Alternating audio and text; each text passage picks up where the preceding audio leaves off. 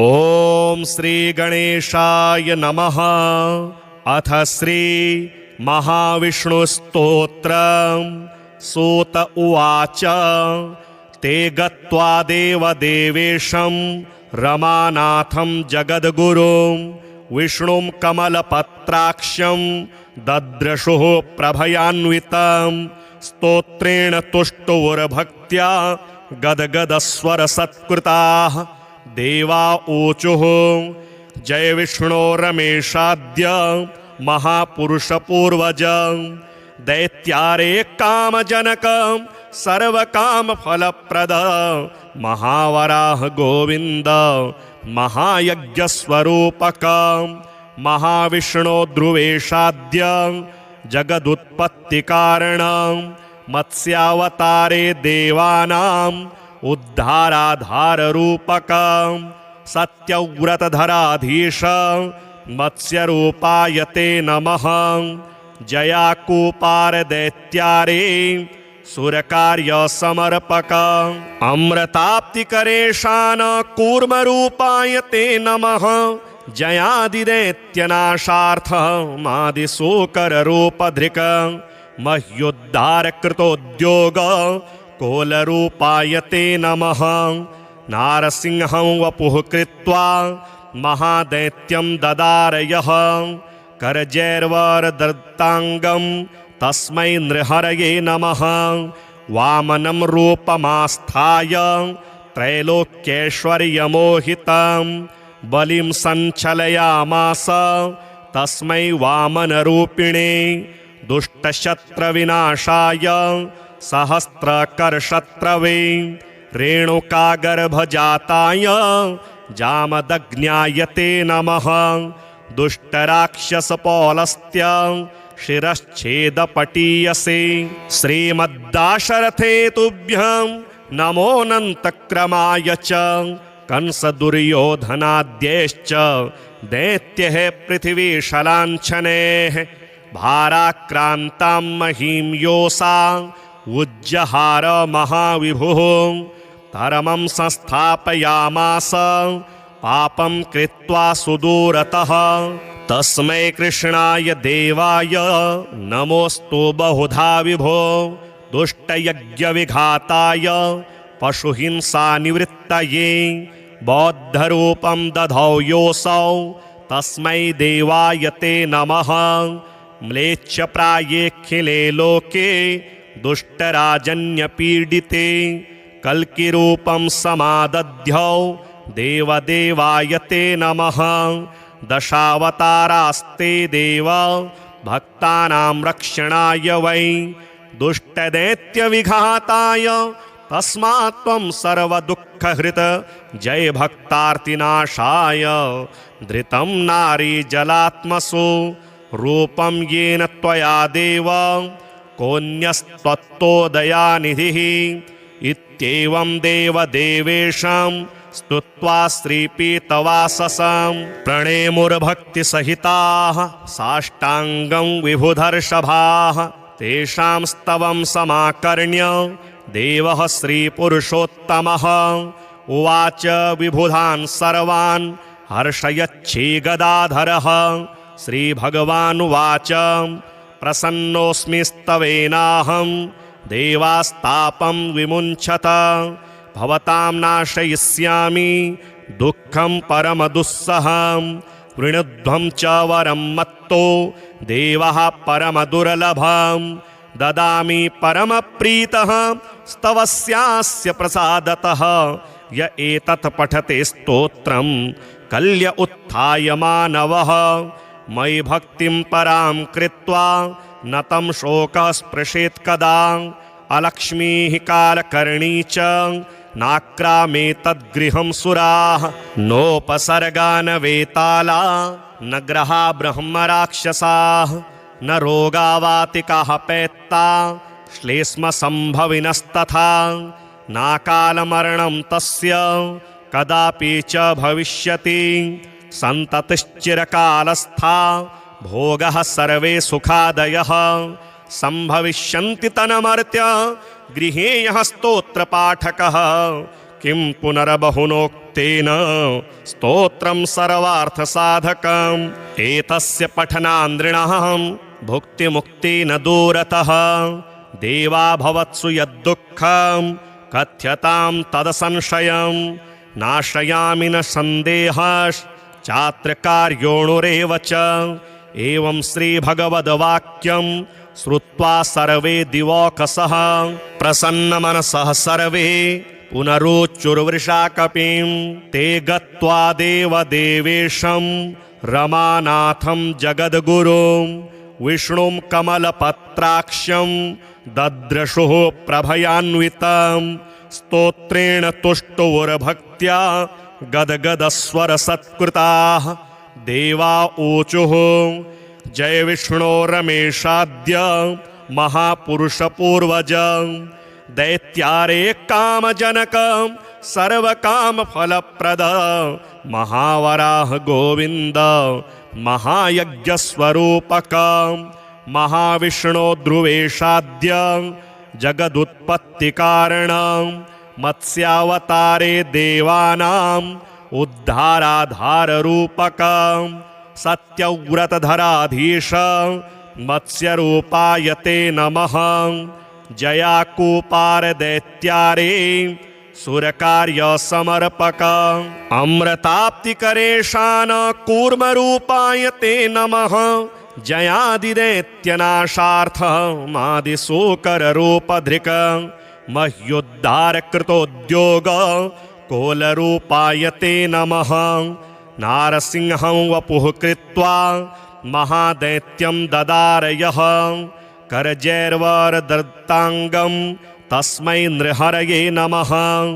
वामनं रूपमास्थाय त्रैलोक्यैश्वर्यमोहितं बलिं सञ्चलयामास तस्मै वामनरूपिणे दुष्टशत्रविनाशाय सहस्रकरशत्रवे रेणुकागर्भजाताय जामदग्न्याय ते नमः दुष्टराक्षसपौलस्त्य शिरश्छेदपटीयसे श्रीमद्दाशरथे तुभ्यं नमोऽनन्तक्रमाय च कंसदुर्योधनाद्यैश्च दैत्यैः पृथिवीशलाञ्छनैः भाराक्रान्तां महीं योषा उज्जहार महाविभुः धर्मं संस्थापयामास पापं कृत्वा सुदूरतः तस्मै कृष्णाय देवाय नमोऽस्तु बहुधा विभो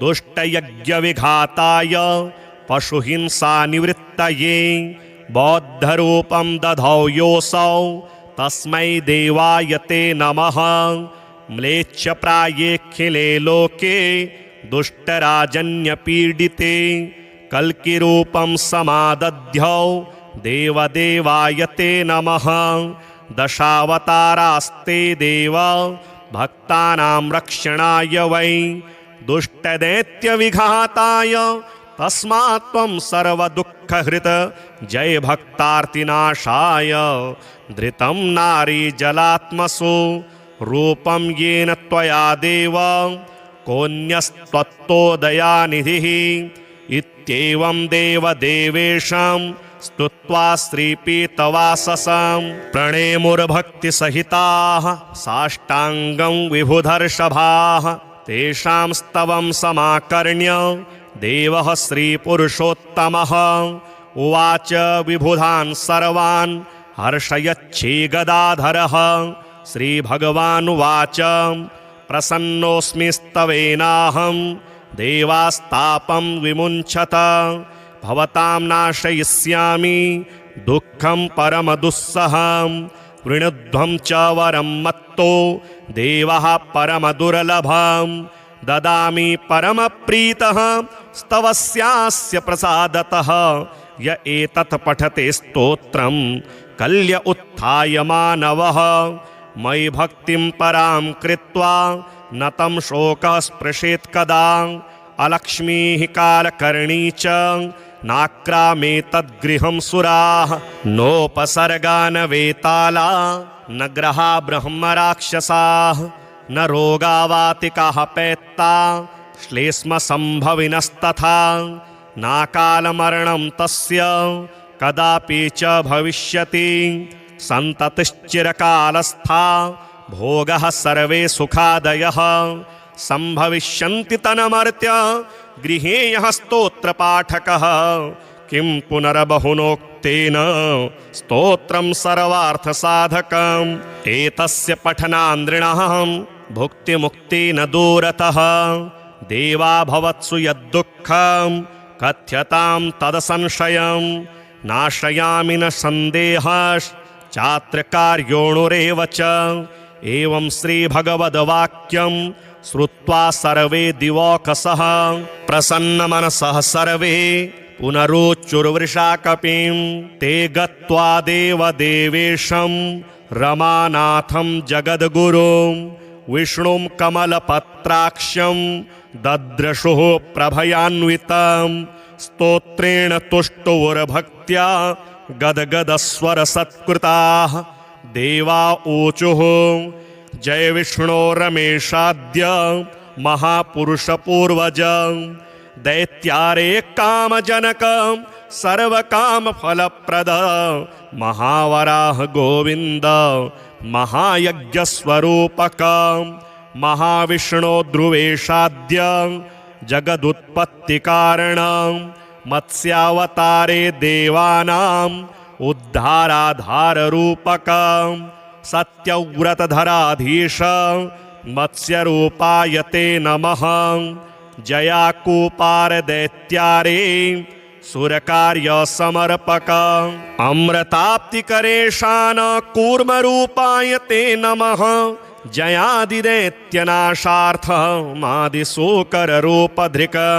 मह्युद्धारकृतोद्योग कोलरूपाय ते नमः। नारसिंहं वपुः कृत्वा महादैत्यं ददारयः। करजैर्वरदत्ताङ्गं तस्मै नृहरये नमः।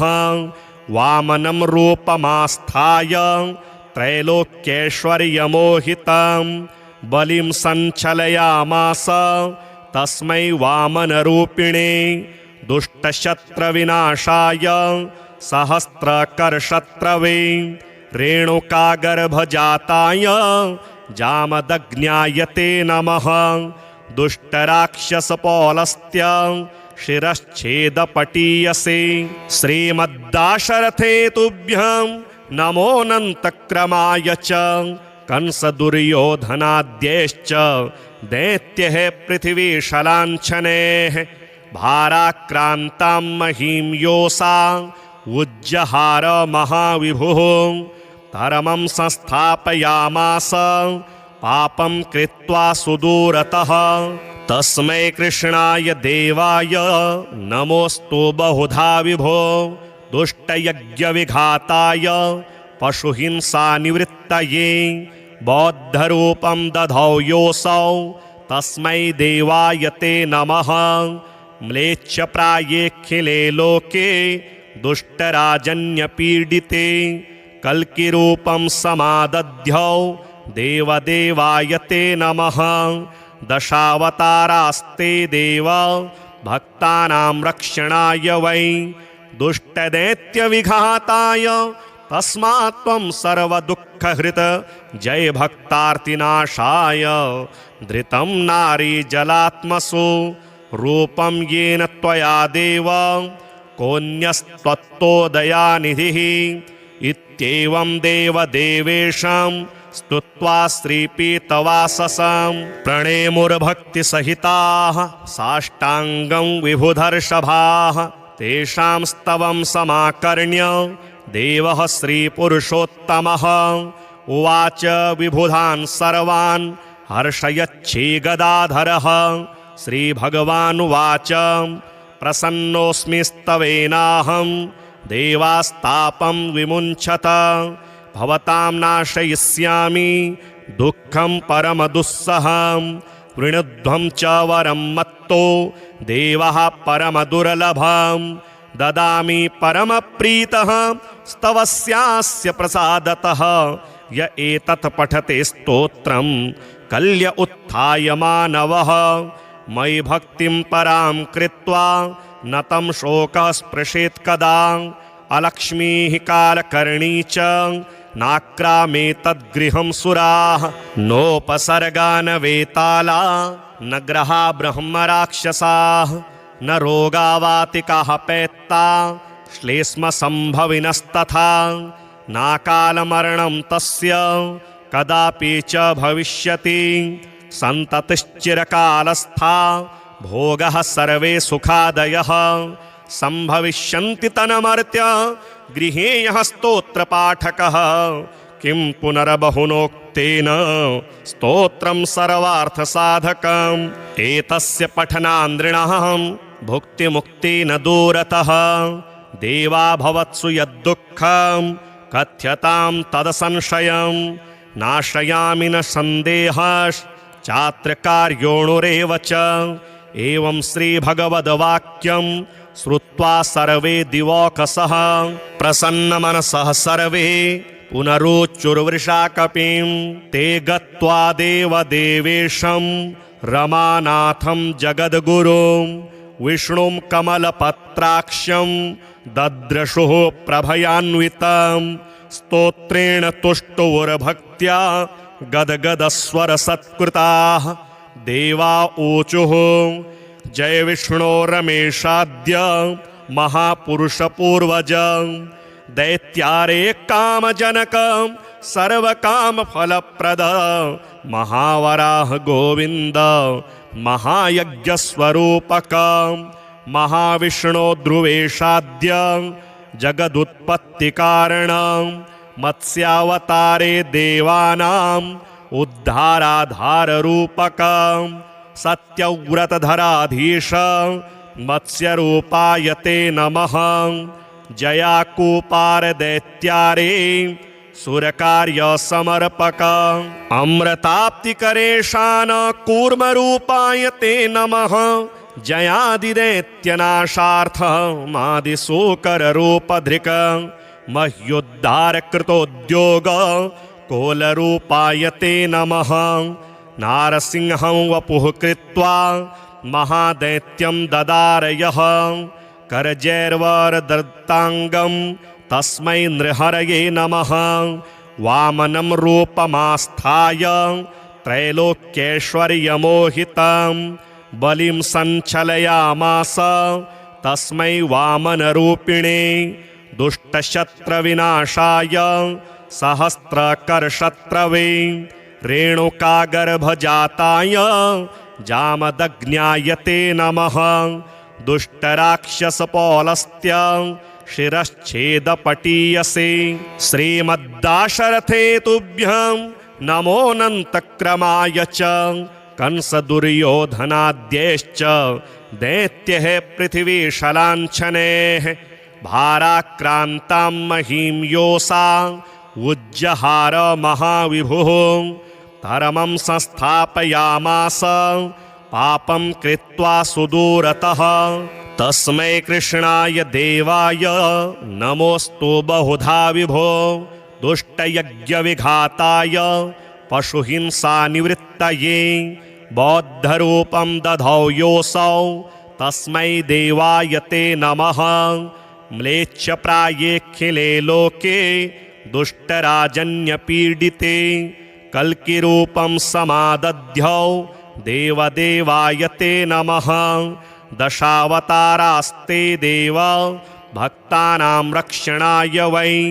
दुष्टदैत्यविघाताय तस्मात् त्वं सर्वदुःखहृत जय भक्तार्तिनाशाय धृतं नारीजलात्मसु रूपं येन त्वया देव कोऽन्यस्त्वत्तोदयानिधिः इत्येवं देवदेवेशं स्तुत्वा श्रीपीतवाससं प्रणेमुर्भक्तिसहिताः साष्टाङ्गं विभुधर्षभाः तेषां स्तवं समाकर्ण्य देवः श्रीपुरुषोत्तमः उवाच विबुधान् सर्वान् हर्षयच्छीगदाधरः श्रीभगवानुवाच प्रसन्नोऽस्मि स्तवेनाहं देवास्तापं विमुञ्चत भवतां नाशयिष्यामि दुःखं परमदुस्सहं वृणुध्वं च वरं मत्तो देवः परमदुर्लभं ददामि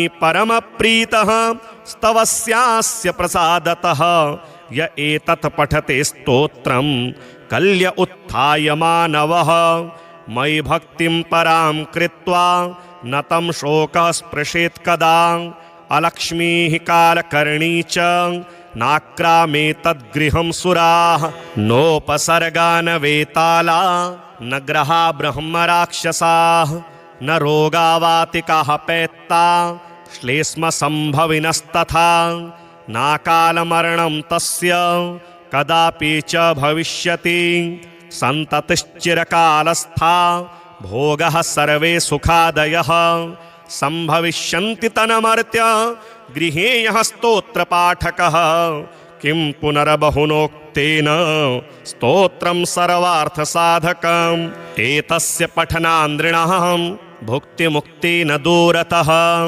देवा भवत्सु यद्दुःखं कथ्यतां तदसंशयं नाशयामि न सन्देहश्चात्रकार्योणुरेव च एवं श्रीभगवद्वाक्यं श्रुत्वा सर्वे दिवौकसः प्रसन्नमनसः सर्वे पुनरुच्चुर्वृषाकपिं ते गत्वा देवदेवेशं रमानाथं जगद्गुरुं विष्णुं कमलपत्राक्षं दद्रशुः प्रभयान्वितं स्तोत्रेण तुष्टुर्भक्त्या गदगदस्वरसत्कृताः देवा ऊचुः जय विष्णो रमेशाद्य महापुरुषपूर्वज दैत्यारे कामजनक सर्वकामफलप्रद महावराह गोविन्द महायज्ञस्वरूपक महाविष्णो ध्रुवेशाद्य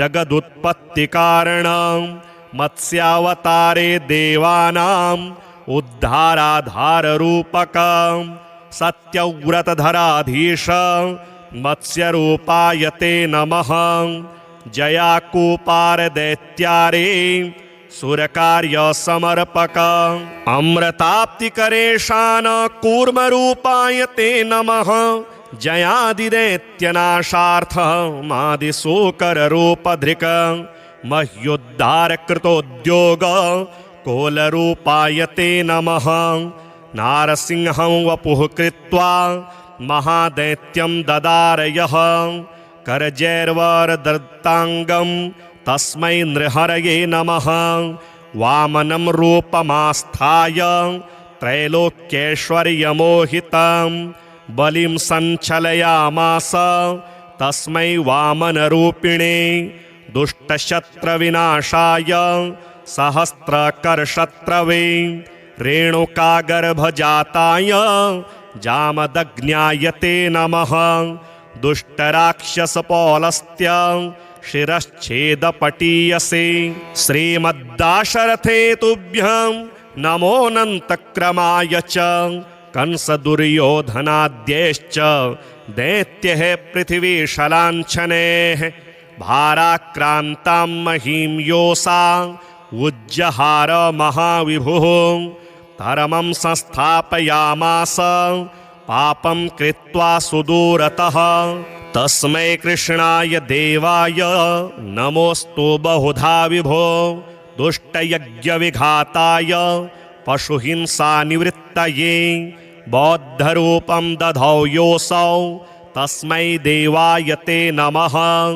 म्लेच्छप्रायेऽखिले लोके दुष्टराजन्यपीडिते कल्किरूपं समादध्यौ देवदेवाय ते नमः दशावतारास्ते देव भक्तानां रक्षणाय वै दुष्टदैत्यविघाताय तस्मात् त्वं सर्वदुःखहृत जय भक्तार्तिनाशाय धृतं नारी जलात्मसु रूपं येन त्वया देव कोऽन्यस्त्वत्तोदयानिधिः इत्येवं देवदेवेशं स्तुत्वा श्रीपीतवाससं प्रणेमुर्भक्तिसहिताः साष्टाङ्गं विभुधर्षभाः तेषां स्तवं समाकर्ण्य देवः श्रीपुरुषोत्तमः उवाच विबुधान् सर्वान् हर्षयच्छीगदाधरः। श्रीभगवानुवाच प्रसन्नोऽस्मि स्तवेनाहं देवास्तापं विमुञ्चत। भवतां नाशयिष्यामि दुःखं परमदुस्सहं। वृणुध्वं च वरं मत्तो देवः परमदुर्लभं। ददामि परमप्रीतः स्तवस्यास्य प्रसादतः। य एतत् पठते स्तोत्रं कल्य उत्थाय मानवः। मयि भक्तिं परां कृत्वा न तं शोकः स्पृशेत् कदा। अलक्ष्मीः कालकर्णी च नाक्रामेतद्गृहं सुराः। नोपसर्गा न वेताला न ग्रहा ब्रह्मराक्षसाः। न रोगावातिकाः पैत्ता श्लेष्मसम्भविनस्तथा। नाकालमरणं तस्य कदापि च भविष्यति। सन्ततिश्चिरकालस्था भोगः सर्वे सुखादयः। सम्भविष्यन्ति तन्मर्त्य गृहे यः स्तोत्रपाठकः। किं पुनर्बहुनोक्तेन स्तोत्रं सर्वार्थसाधकम्। एतस्य पठनान्द्रिणः भुक्तिमुक्तेन दूरतः। देवा भवत्सु यद्दुःखं कथ्यतां तदसंशयम्।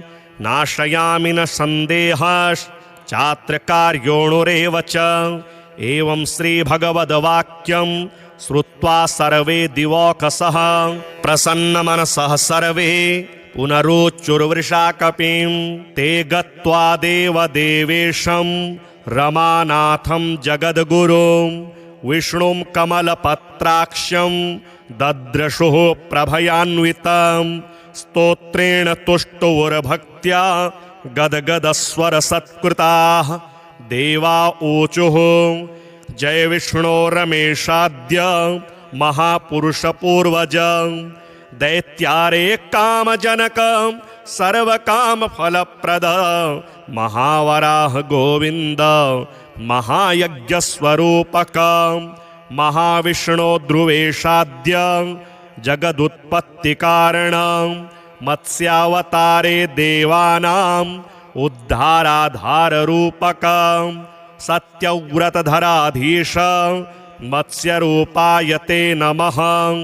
जयाकूपार दैत्यारे सुरकार्यसमर्पक। अमृताप्तिकरेशान कूर्मरूपाय ते नमः। जयादिदैत्यनाशार्थ मादिशूकररूपधृक।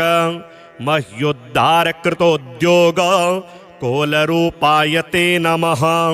नारसिंहं वपुः कृत्वा महादैत्यं ददारयः। करजैर्वरदत्ताङ्गं तस्मै नृहरये नमः। वामनं रूपमास्थाय त्रैलोक्यैश्वर्यमोहितं। बलिं सञ्चलयामास तस्मै वामनरूपिणे। दुष्टशत्रविनाशाय सहस्रकरशत्रवे। रेणुकागर्भजाताय जामदग्न्याय ते नमः। दुष्टराक्षसपौलस्त्य शिरश्छेदपटीयसे। श्रीमद्दाशरथे तुभ्यं नमोऽनन्तक्रमाय च। कंसदुर्योधनाद्यैश्च दैत्यैः पृथिवीशलाञ्छनैः। भाराक्रान्तां महीं योषा उज्जहार महाविभुः। धर्मं संस्थापयामास पापं कृत्वा सुदूरतः। तस्मै कृष्णाय देवाय नमोऽस्तु बहुधा विभो। दुष्टयज्ञविघाताय पशुहिंसानिवृत्तये। बौद्धरूपं दधौ योऽसौ तस्मै देवाय ते नमः। म्लेच्छप्रायेऽखिले लोके दुष्टराजन्यपीडिते। कल्किरूपं समादध्यौ देवदेवाय ते नमः। दशावतारास्ते देव भक्तानां रक्षणाय वै। दुष्टदैत्यविघाताय तस्मात् त्वं सर्वदुःखहृत। जय भक्तार्तिनाशाय धृतं नारी जलात्मसु। रूपं येन त्वया देव कोऽन्यस्त्वत्तोदयानिधिः इत्येवं देवदेवेशं स्तुत्वा श्रीपीतवाससं प्रणेमुर्भक्तिसहिताः साष्टाङ्गं विभुधर्षभाः तेषां स्तवं समाकर्ण्य देवः श्रीपुरुषोत्तमः उवाच विबुधान् सर्वान् हर्षयच्छीगदाधरः श्रीभगवानुवाच प्रसन्नोऽस्मि स्तवेनाहं देवास्तापं विमुञ्चत भवतां नाशयिष्यामि दुःखं परमदुस्सहं वृणुध्वं च वरं मत्तो देवः परमदुर्लभं ददामि परमप्रीतः स्तवस्यास्य प्रसादतः य एतत् पठते स्तोत्रं कल्य उत्थाय मानवः मयि भक्तिं परां कृत्वा न तं शोकः स्पृशेत् कदा अलक्ष्मीः कालकर्णी च नाक्रामेतद्गृहं सुराः नोपसर्गा न वेताला न ग्रहा ब्रह्मराक्षसाः न रोगावातिकाः पैत्ता श्लेष्मसम्भविनस्तथा नाकालमरणं तस्य कदापि च भविष्यति सन्ततिश्चिरकालस्था भोगः सर्वे सुखादयः सम्भविष्यन्ति तन्मर्त्य गृहे यः स्तोत्रपाठकः किं पुनर्बहुनोक्तेन स्तोत्रं सर्वार्थसाधकम् एतस्य पठनान्द्रिणः भुक्तिमुक्तेन दूरतः देवा भवत्सु यद्दुःखं कथ्यतां तदसंशयं नाशयामि न सन्देहश्चात्रकार्योणुरेव च एवं श्रीभगवद्वाक्यं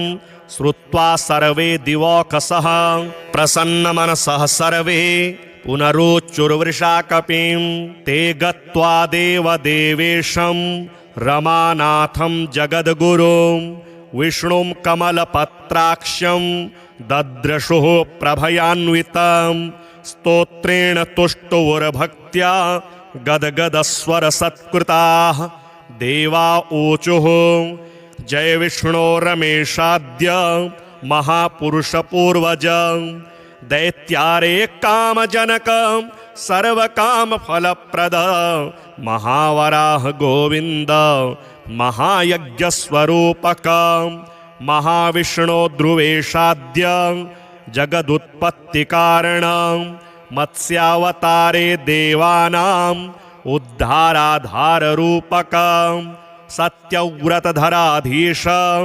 मत्स्यरूपाय ते नमः जयाकूपारदैत्यारे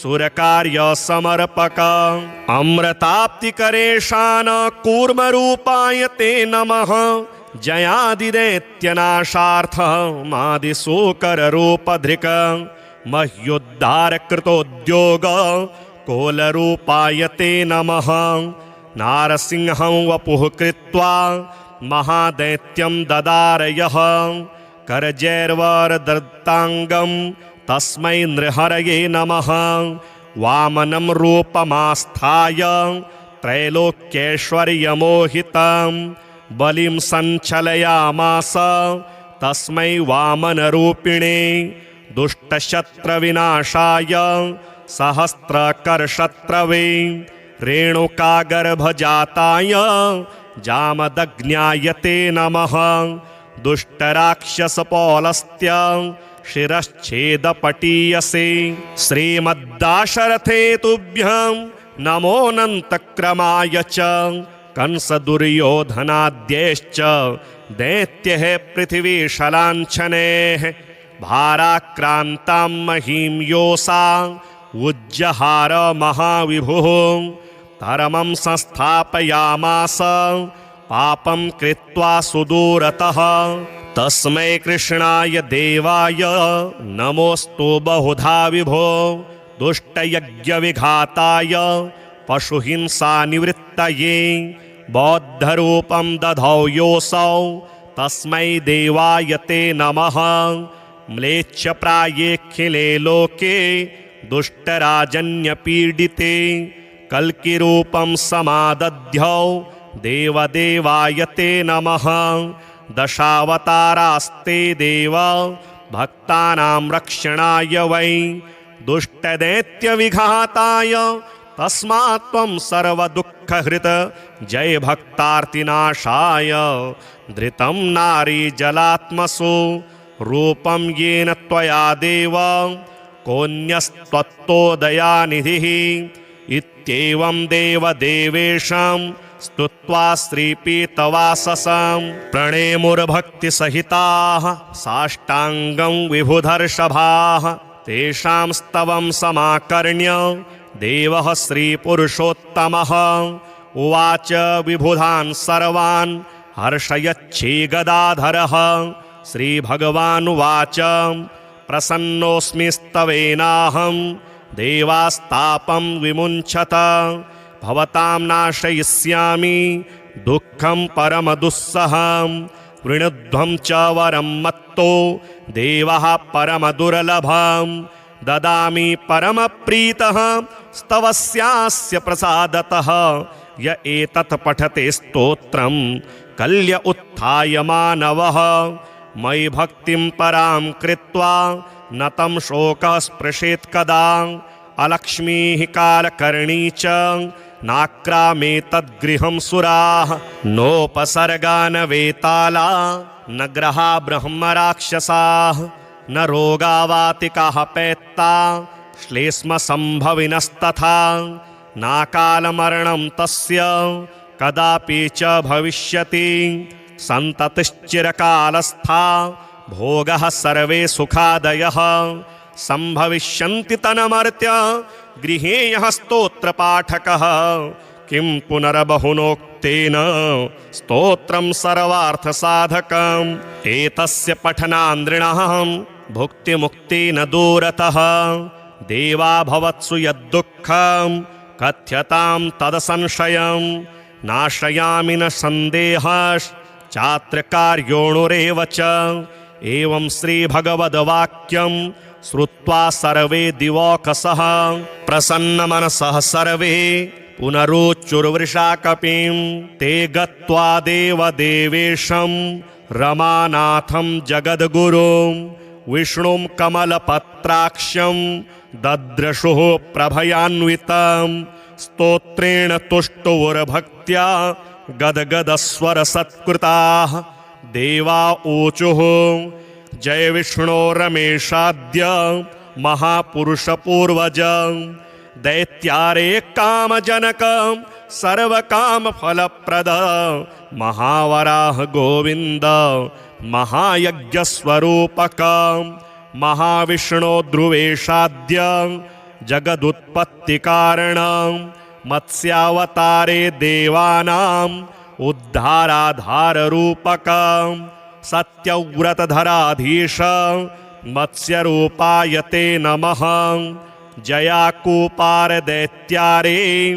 सुरकार्यसमर्पक अमृताप्तिकरेशान कूर्मरूपाय ते नमः जयादिदैत्यनाशार्थ मादिशूकररूपधृक मह्युद्धारकृतोद्योग कोलरूपाय ते नमः नारसिंहं वपुः कृत्वा महादैत्यं ददारयः करजैर्वरदत्ताङ्गं तस्मै नृहरये नमः वामनं रूपमास्थाय त्रैलोक्यैश्वर्यमोहितं बलिं सञ्चलयामास तस्मै वामनरूपिणे दुष्टशत्रविनाशाय सहस्रकरशत्रवे रेणुकागर्भजाताय जामदग्न्याय ते नमः दुष्टराक्षसपौलस्त्य शिरश्छेदपटीयसे श्रीमद्दाशरथे तुभ्यं नमोऽनन्तक्रमाय च कंसदुर्योधनाद्यैश्च दैत्यैः पृथिवीशलाञ्छनैः भाराक्रान्तां महीं योषा उज्जहार महाविभुः धर्मं संस्थापयामास पापं कृत्वा सुदूरतः तस्मै कृष्णाय देवाय नमोऽस्तु बहुधा विभो दुष्टयज्ञविघाताय पशुहिंसानिवृत्तये बौद्धरूपं दधौ योऽसौ तस्मै देवाय ते नमः। म्लेच्छप्रायेऽखिले लोके दुष्टराजन्यपीडिते कल्किरूपं समादध्यौ देवदेवाय ते नमः। दशावतारास्ते देव भक्तानां रक्षणाय वै दुष्टदैत्यविघाताय तस्मात् त्वं सर्वदुःखहृत् जय भक्तार्तिनाशाय। धृतं नारी जलात्मसु रूपं येन त्वया देव कोऽन्यस्त्वत्तोदयानिधिः। इत्येवं देवदेवेशं स्तुत्वा श्रीपीतवाससं प्रणेमुर्भक्तिसहिताः साष्टाङ्गं विभुधर्षभाः। तेषां स्तवं समाकर्ण्य देवः श्रीपुरुषोत्तमः उवाच विबुधान् सर्वान् हर्षयच्छीगदाधरः। श्रीभगवानुवाच प्रसन्नोऽस्मि स्तवेनाहं देवास्तापं विमुञ्चत। भवतां नाशयिष्यामि दुःखं परमदुस्सहं। वृणुध्वं च वरं मत्तो देवः परमदुर्लभं। ददामि परमप्रीतः स्तवस्यास्य प्रसादतः। य एतत् पठते स्तोत्रं कल्य उत्थाय मानवः। मयि भक्तिं परां कृत्वा न तं शोकः स्पृशेत् कदा। अलक्ष्मीः कालकर्णी च नाक्रामेतद्गृहं सुराः। नोपसर्गा न वेताला न ग्रहा ब्रह्मराक्षसाः। न रोगावातिकाः पैत्ता श्लेष्मसम्भविनस्तथा। नाकालमरणं तस्य कदापि च भविष्यति। सन्ततिश्चिरकालस्था भोगः सर्वे सुखादयः। सम्भविष्यन्ति तन्मर्त्य गृहे यः स्तोत्रपाठकः। किं पुनर्बहुनोक्तेन स्तोत्रं सर्वार्थसाधकम्। एतस्य पठनान्द्रिणः भुक्तिमुक्तेन दूरतः। देवा भवत्सु यद्दुःखं कथ्यतां तदसंशयं। नाशयामि न सन्देहश्चात्रकार्योणुरेव च। एवं श्रीभगवद्वाक्यं श्रुत्वा सर्वे दिवौकसः प्रसन्नमनसः सर्वे पुनरुच्चुर्वृषाकपिं। ते गत्वा देवदेवेशं रमानाथं जगद्गुरुं विष्णुं कमलपत्राक्षं दद्रशुः प्रभयान्वितं। स्तोत्रेण तुष्टुर्भक्त्या गदगदस्वरसत्कृताः। देवा ऊचुः जय विष्णो रमेशाद्य महापुरुषपूर्वज। दैत्यारे कामजनक सर्वकामफलप्रद। महावराह गोविन्द महायज्ञस्वरूपक। महाविष्णो ध्रुवेशाद्य जगदुत्पत्तिकारण। मत्स्यावतारे देवानाम् उद्धाराधाररूपक। सत्यव्रतधराधीश मत्स्यरूपाय ते नमः। जयाकूपारदैत्यारे सुरकार्यसमर्पक। अमृताप्तिकरेशान कूर्मरूपाय ते नमः। जयादिदैत्यनाशार्थ मादिशूकररूपधृक। मह्युद्धारकृतोद्योग कोलरूपाय ते नमः। नारसिंहं वपुः कृत्वा महादैत्यं ददारयः। करजैर्वरदत्ताङ्गं तस्मै नृहरये नमः। वामनं रूपमास्थाय त्रैलोक्यैश्वर्यमोहितं बलिं सञ्चलयामास तस्मै वामनरूपिणे। दुष्टशत्रविनाशाय सहस्रकरशत्रवे रेणुकागर्भजाताय जामदग्न्याय ते नमः। दुष्टराक्षसपौलस्त्य शिरश्छेदपटीयसे। श्रीमद्दाशरथे तुभ्यं नमोऽनन्तक्रमाय च। कंसदुर्योधनाद्यैश्च दैत्यैः पृथिवीशलाञ्छनैः भाराक्रान्तां महीं योषा उज्जहार महाविभुः धर्मं संस्थापयामास पापं कृत्वा सुदूरतः। तस्मै कृष्णाय देवाय नमोऽस्तु बहुधा विभो। दुष्टयज्ञविघाताय पशुहिंसानिवृत्तये बौद्धरूपं दधौ योऽसौ तस्मै देवाय ते नमः। म्लेच्छप्रायेऽखिले लोके दुष्टराजन्यपीडिते कल्किरूपं समादध्यौ देवदेवाय ते नमः। दशावतारास्ते देव भक्तानां रक्षणाय वै दुष्टदैत्यविघाताय तस्मात् त्वं सर्वदुःखहृत् जय भक्तार्तिनाशाय। धृतं नारी जलात्मसु रूपं येन त्वया देव कोऽन्यस्त्वत्तोदयानिधिः। इत्येवं देवदेवेशं स्तुत्वा श्रीपीतवाससं प्रणेमुर्भक्तिसहिताः साष्टाङ्गं विभुधर्षभाः। तेषां स्तवं समाकर्ण्य देवः श्रीपुरुषोत्तमः उवाच विबुधान् सर्वान् हर्षयच्छीगदाधरः। श्रीभगवानुवाच प्रसन्नोऽस्मि स्तवेनाहं देवास्तापं विमुञ्चत। भवतां नाशयिष्यामि दुःखं परमदुस्सहं। वृणुध्वं च वरं मत्तो देवः परमदुर्लभं। ददामि परमप्रीतः स्तवस्यास्य प्रसादतः। य एतत् पठते स्तोत्रं कल्य उत्थाय मानवः। मयि भक्तिं परां कृत्वा न तं शोकः स्पृशेत् कदा।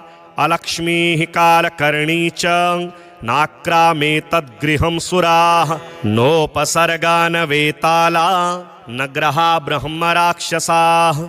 न रोगावातिकाः पैत्ता श्लेष्मसम्भविनस्तथा।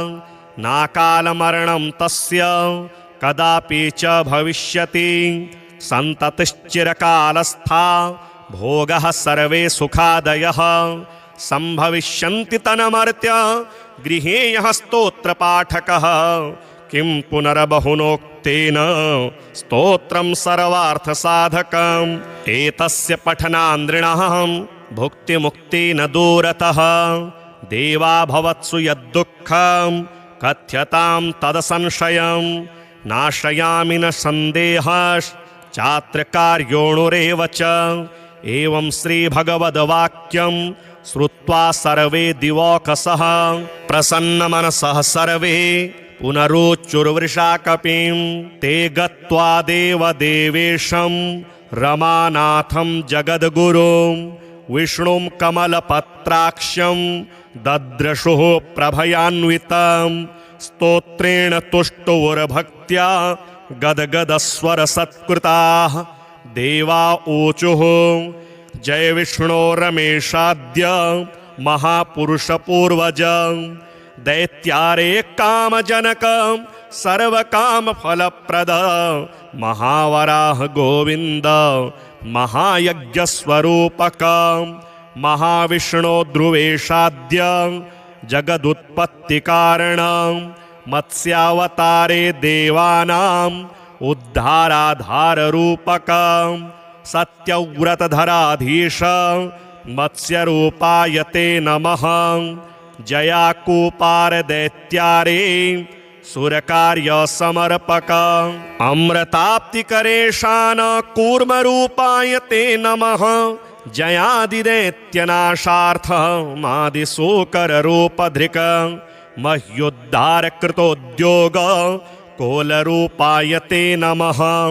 नारसिंहं वपुः कृत्वा महादैत्यं ददारयः। करजैर्वरदत्ताङ्गं तस्मै नृहरये नमः। वामनं रूपमास्थाय त्रैलोक्यैश्वर्यमोहितं बलिं सञ्चलयामास तस्मै वामनरूपिणे। दुष्टशत्रविनाशाय सहस्रकरशत्रवे रेणुकागर्भजाताय जामदग्न्याय ते नमः। दुष्टराक्षसपौलस्त्य शिरश्छेदपटीयसे। श्रीमद्दाशरथे तुभ्यं नमोऽनन्तक्रमाय च।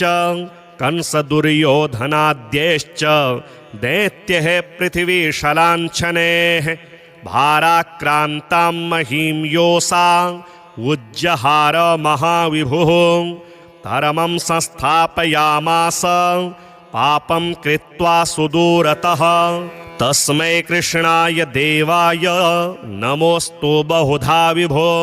दुष्टयज्ञविघाताय पशुहिंसानिवृत्तये बौद्धरूपं दधौ योऽसौ तस्मै देवाय ते नमः। म्लेच्छप्रायेऽखिले लोके दुष्टराजन्यपीडिते कल्किरूपं समादध्यौ देवदेवाय ते नमः। दशावतारास्ते देव भक्तानां रक्षणाय वै दुष्टदैत्यविघाताय तस्मात् त्वं सर्वदुःखहृत जय भक्तार्तिनाशाय। धृतं नारी जलात्मसु रूपं येन त्वया देव कोऽन्यस्त्वत्तोदयानिधिः।